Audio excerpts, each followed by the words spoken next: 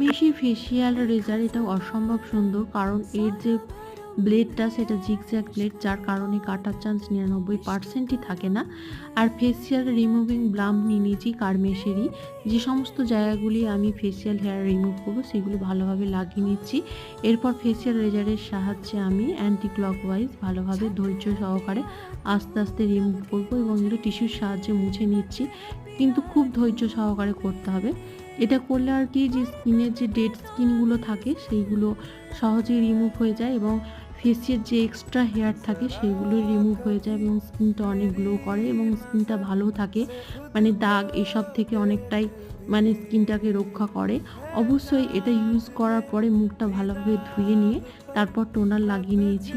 আপনারা চাইলে face প্যাকও use করে নিতে পারেন। এটা কিন্তু অসম্ভব সুন্দর।